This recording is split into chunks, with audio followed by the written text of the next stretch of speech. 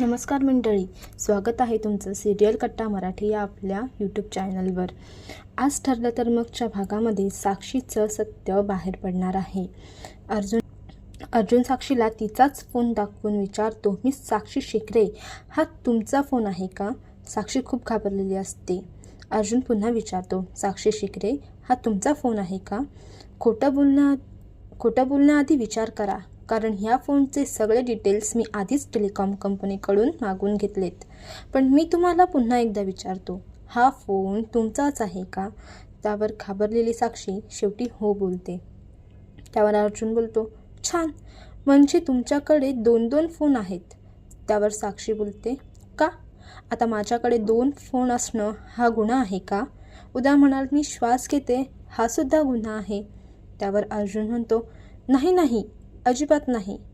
श्वास घ्या तुम्ही. मी तर म्हणतो तुम्ही श्वास घ्याच, कारण यानंतर मी जे कोर्टात दाखवणार आहे त्याने तुमचा श्वास नक्की अडकेल.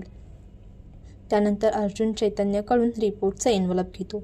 त्यात साक्षीचे दुसऱ्या फोन नंबरचे लोकेशन रिपोर्ट असतात आणि खुणाच्या दिवशी वात्सल्य आश्रमाजवळ असलेल्या टेलिकॉम टॉवरला कोणकोणत्या फोन नंबर कनेक्ट झाले आहेत त्याची लिस्ट असते.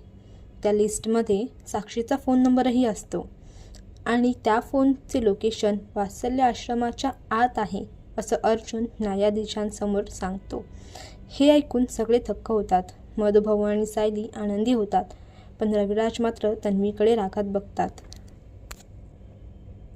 न्यायाधीश ते रिपोर्ट घेतात आणि मग तपासू लागतात. तर अर्जुन साक्षीला बोलतो, पण मिस साक्षी शिकरे, तुम्ही तर आजही कोर्टात असंच म्हणालात की तुम्ही वात्सल्य आश्रमाच्या आत गेलाच नव्हतात. अर्जुन पुन्हा ठणकावून बोलतो, मिलॉर्ड, मिस साक्षी शिकरे नेहमी कोर्टात खोटं बोलत आल्या आहेत. या असंच म्हणाल्यात की त्या वात्सल्य आश्रमात कधीच गेल्या नव्हत्या, पण त्यांनी स्वतःहून लपवून ठेवलेल्या दुसऱ्या फोनच्या लोकेशनमुळे हे सिद्ध झालंय की विलासचा खून झाला तेव्हा त्या वात्सल्य आश्रमाच्या आत होत्या. त्यावर नेहमीप्रमाणे ऑब्जेक्शन करणारी साक्षीची देशमुख वकील ऑब्जेक्शन घेतेच आणि म्हणते, ॲडव्होकेट सुभेदार हे इतका वेळ काय करतायत तेच मला कळत नाही. ते एवढंच सिद्ध करण्याच्या मागे लागलेत की साक्षी आश्रमाच्या आत गेली होती. मग त्याने काय फरक पडतो? विलासचा खून कोणी केला याबद्दल ते एकही पुरावा देत नाही. समजा साक्षी गेलीही असेल आत, पण त्याने हे सिद्ध होत नाही विलासचा खून तिने केलाय. त्यावर अर्जुन बोलतो, पण विलासचा खून साक्षीने केला नाही असंही सिद्ध होत नाही ॲडव्होकेट देशमुख. आणि मिस साक्षी शिकरेने त्यांचा फोन लपवल्यामुळे त्यांच्यावरचा संशय अजून वाढलेला आहे आणि तो कोर्टाला विनंती करतो की सगळ्या पुराव्यांची कसून चौकशी व्हावी, कसून तपासणी व्हावी आणि मिस साक्षी शिकरेचा विलास केससोबत जे कनेक्शन आहे त्याचाही विचार करावा. आणि थँक्यू बोलून दोन्ही वकील त्यांच्या जागेवर जातात. पण एकीकडे रविराज मात्र तन्वीवर खूप तापतात. शेवटी न्यायाधीश त्यांचा आजचा निकाल देतात की आज कोर्टात सादर झालेल्या नवीन पुराव्यांमुळे या केसची दिशा बदलताना दिसत आहे. त्यामुळे मिस साक्षी शिकरेची कसून चौकशी करण्यात यावी असे आदेश पोलिसांना देण्यात येतात आणि कोर्टचं कामकाज तिथेच थांबतं. अर्जुन खुश होतो. साक्षीचे त्याच्याकडे असलेले दोन्ही फोन तो तिला देऊन टाकतो. दामिनी मात्र साक्षीवर चिडून निघून जाते.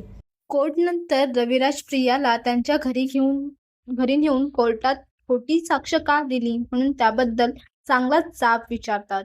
रविराज म्हणतात, केसच्या पहिल्या दिवसापासून तू खोटं बोलत आलीयस की साक्षी खुनाच्या रात्री तिथे नव्हती. किती खोटं बोलणार आहेस तन्वी? तेव्हा नाटकी प्रिया रडत बोलू लागते, बाबा मी खोटं बोलत नाहीये, हवं तर मी आईची शपथ घेऊन सांगते. त्यावर रविराज चिडतात आणि बोलतात, आईची खोटी शपथ घेऊ नकोस. तर मग लगेच बोलू लागते की मी खरंच साक्षीला तिथे नाही बघितलं.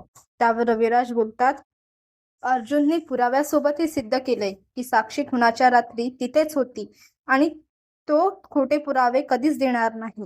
मग त्यावर प्रिया पुन्हा खोटंच बोलू लागते की पण बाबा असं होऊ शकतं ना की साक्षी तिथेच कुठेतरी होती, पण मी तिला पाहिलं नसेल. मी लपले होते तिथून मला फक्त मधुभाऊ आणि विलास दोघेच दिसत होते. साक्षीला मी पाहिलं. त्यावर रविराज म्हणतात, हो ते तुला फक्त दोघेच दिसले. मग तू कुठल्या विश्वासाने सांगितलंस की साक्षी त्या रात्री तिथे नव्हतीच म्हणून? अगं आता तरी कबूल कर, खोटं बोलत होतीस. त्यावर प्रतिमा अगदी बरोबर बोलते की तन्वी, तू किती खोटं बोलू शकतेस ते आम्ही पाहिलं आहे. तुझ्या लग्नाच्या दिवशी तू सुमन सोबत सुद्धा खोटं बोलली होतीस. तेव्हा खोटारडी प्रिया बोलते, आई तेव्हा परिस्थिती वेगळी होती. मी कोर्टात कशी खोटं बोलेन? त्यावर शेवटी रविराज म्हणतात, मला काळी इतकाही विश्वास राहिलेला नाहीये तुझ्यावर. त्यावर तिचा खोटा काका नागराज लगेच तिची बाजू घेऊ लागतो. रविराजना म्हणतो की दादा तेव्हा ती घाबरली असेल याचाही विचार केला पाहिजे ना आपण. त्यावर सुमन बोलते, हो ना भाऊजी, तिने तिच्या डोळ्यासमोर खून होताना पाहिलाय. अशा वेळी तिचं आजूबाजूला लक्ष नसेल केलं. त्यावर रविराज चिडतात आणि बोलतात, मग तशी साक्ष द्यायला हवी होती ना हिने. आजूबाजूला कोणी होतं की नव्हतं हे मला माहित नाही असं सांगायला हवं होतं कोर्टात. तिने काय केलं? साक्षीची बाजू घेतली. त्यावर प्रिया बोलण्याचा प्रयत्न करते, नाही बाबा मी कशी बाजू घेईन. पण रविराज तिचं ऐकून घेत नाहीत आणि बोलतात, मग कोर्टात जे बोललीस त्याचा अर्थ काय होतो? तू असं म्हणालीस की तुला नक्की माहित होतं साक्षी तिथे नव्हती. असं का बोललीस? आणि जोरात तिच्या अंगावर ओरडतात. उत्तर दे तन्वी. झालं. हे सगळं घडताच नागराज तिला खुणवतो आणि चक्कर आल्याची ऍक्टिंग करण्यात पटाईत असलेल्या तन्वीला नेहमीप्रमाणे चक्कर येते आणि सगळे तिला खरंच चक्कर आल्यासारखे सावरतात. सुमन तिच्यासाठी पाणी आणते. नागराजला तर हा विषय थांबवायचा होता म्हणून त्याने लगेच, दादा प्लीज तिला आता आणखी काही बोलू नकोस, तिला टेन्शन नाही सहन होत असं बोलून टाकलं. प्लीज तिची अवस्था बघ काय येते असं बोलू लागला. सुमन सुद्धा बोलू लागली की आपण आपल्या मुलीवर विश्वास ठेवायला हवा. पण रविराज मात्र म्हणाले, हो पण त्यासाठी हिने तिचं वागणं सुधारायला हवं ना. पण प्रतिमा मधली आई शेवटी आपल्या लेकीच्या तब्येतीचा विचार करून बोलते, तुम्ही बोलताय ते सगळं बरोबर आहे पण आता सध्या राहू द्या, तिची तब्येत बिघडायला नको. प्रतिमाचं बोलणं रविराज ऐकतात. सुमन बोलते की तन्वीला आज इथेच राहिलेलं बरं. ती कल्पनाला फोन करून तसं सांगते आणि प्रतिमा तन्वीला आराम करण्यासाठी तिच्या खोलीत घेऊन जाते. इकडे दामिनी देशमुख मात्र साक्षीने कोर्टात केलेल्या गडबडीमुळे तिला चांगलीच झापत असते. तिला म्हणते, मला वाटलं होतं तुला थोडी तरी बुद्धी असेल पण तू सुद्धा निर्बुद्धच आहेस. तुला मी सांगितलं होतं ना तू आश्रमात गेलीस हे कबूल कर, मग का फिरलीस तू? त्यावर साक्षी बोलते, मला त्यावेळी जे योग्य वाटलं ते मी केलं. त्यावर तापलेली दामिनी बोलते, योग्य? हे तू योग्य केलंस? तो अर्जुन तिकडे पुराव्यांसोबत सिद्ध करतोय की तू त्या रात्री आश्रमात होतीस, तरीही तू म्हणतेस नाही मी नव्हते. कोणी सांगितलं तुला हे करायला? अशी विहीर दिसली की पटकन जाऊन उडी मारायची. कोण सांगतं तुला हे करायला? तुझे हे हुशार वडील? काय हो शिकरे, तुम्ही सांगितलं का? असं दामिनी बोलते. त्यावर शिकरे बोलतो, नाही नाही मी आईशपथ सांगतो, मी काय सांगितलं नाही तिला. त्यावर दामिनी साक्षीला शांतपणे विचारते, साक्षी कोणी सांगितलं तुला? त्यावर साक्षी बोलते, प्रियाने सांगितलं. मॅम मी प्रियाला भेटले होते. त्यावेळी प्रिया मला म्हणाली की ती दामिनी काही वेडी झालीये का? तुला पार फासावर चढवायला निघाली ती. पण त्यावर साक्षी तिला बोलते, एक मिनिट जरा शांत हो. दामिनीचं इतकंच म्हणणं आहे की मी ऑलरेडी इतक्या वेळा खोटं बोलले. मी अजूनही खोटं बोलत राहिली तर या सगळ्यात अजून अडकत जाईन. त्यापेक्षा मी तिथे होते हे मान्य करून मोकळी होईल. त्यातून अंग तरी काढून घेता येईल. हे बघ, मी आश्रमात होते याचा अर्थ मी खून केला असा तर नाही ना. त्यावर प्रिया बोलते, माझा विश्वास नाही बसत की तुझ्यासारख्या इतक्या हुशार मुलीला त्या दामिनीने ब्रेन वॉश केलंय. समजा तू कबूल केलंस की तू तिथेच होती खुनाच्या रात्री, तर अर्जुन काही गप्प बसणार आहे का? अगं 1 मिनिटात सिद्ध करेल तो की खून तूच केलायस. बरं सगळं सोड, पण 2 वर्ष मी कोर्टात ओरडून ओरडून सांगते की तू त्या रात्री आश्रमात नव्हतीस, मग माझी साक्ष खोटी नाही का ठरणार? आणि प्रियाच्या या बोलण्यावर साक्षीचा विश्वास बसतो आणि ती बोलते, नाही असं होऊन नाही चालणार. तुझी साक्ष खूप इम्पॉर्टंट आहे, तोच आपल्या केसचा पाया आहे. त्यावर प्रिया बोलते, आणि दामिनी हाच पाया हलवायला निघाले. आपण जर हे मान्य केलं की तू आश्रमात होतीस तर अर्जुनच्या हाती आयतं कोळीत मिळेल. दामिनीचं त्या माकडीने कर. स्वतःच्या पिलाला बुडवून स्वतः या सगळ्यातून वाचते. आणि ती काय आता तुला बुडवायलाच निघाली.